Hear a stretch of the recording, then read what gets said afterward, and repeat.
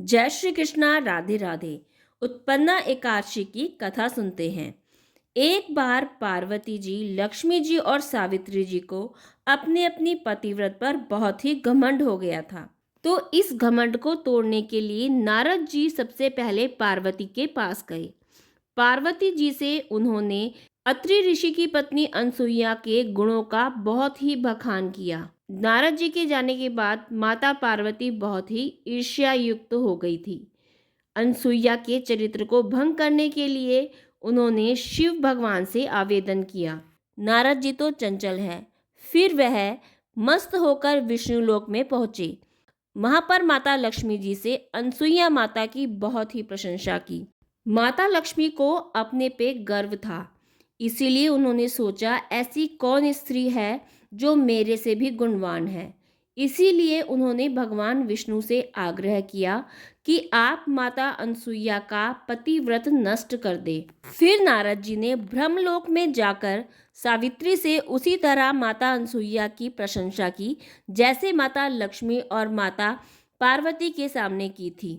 फिर माता सावित्री ने उन दोनों देवियों के समान ही अपने पति प्रजापति से आग्रह किया कि अत्रि की पत्नी का सतीत्व भंग कर दे। इस प्रकार तीनों ही देव, ब्रह्मा विष्णु महेश, तीनों ही देव अनसुईया का व्रत भंग करने के लिए चल दिए। इसके उपरांत तीनों ही देव अत्रि ऋषि की कुटिया के निकट पहुंचे। फिर तीनों ही देव ने भिखारी का रूप धर लिया और भिक्षाटन के लिए अनसुईया के द्वार पर पहुंचे। जब माता अनसुईया ने उन्हें भिक्षा दी तो तीनों ही देवों ने इनकार कर दिया और कहा कि हमें भोजन करना है। अतिथि सत्कार को जीवन समझने वाली माता अनसुईया ने भिक्षुकों की बात स्वीकार कर ली। इसके पश्चात उन्हें स्नान आदि से निवृत्त होने को कहा। तीनों देव के आते ही श्रद्धा से अनसुईया जब भोजन की थाली परोस कर लाई तो उन लोगों ने इनकार करते हुए कहा कि जब तक तू नग्न होकर भोजन नहीं परोसेगी तब तक हम लोग नहीं ग्रहण करेंगे। यह सुनकर तो माता अनसुईया के पैरों तले जमीन ही खिसक गई। पैरों से लेकर सिर तक वह गुस्से में आ गई। लेकिन पतिव्रत होने के कारण और सत्यवादी होने के कारण देवों की सारी प्रवचना यानी कि चाल समझ गई।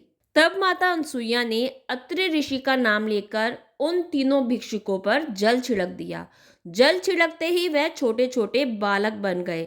उन्होंने छोटे छोटे बालकों का रूप धारण कर लिया। तब माता अनसुईया ने उन्हें भरपेट भोजन कराया, उन्हें पालने में झूला झुलाया और वात्सल्य प्रेम दिया। इधर काफी समय बीत जाने पर जब त्रिदेव नहीं लौटे तो त्रिदेवों की देवियां घबराने लगी।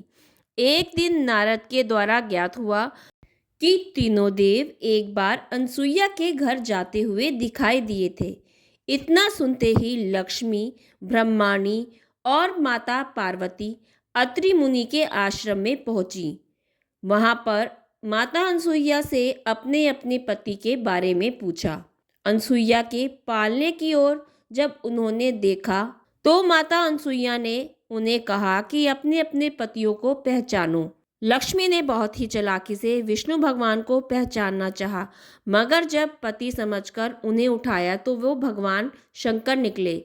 इस पर उनकी बहुत ही हंसी उड़ाई गई। इस प्रकार तीनों देवियों के अनुनय विनय करने पर माता अनसुईया ने कहा कि इन लोगों ने मेरा दूध पिया है, इन्हें बच्चे के रूप में ही रहना होगा।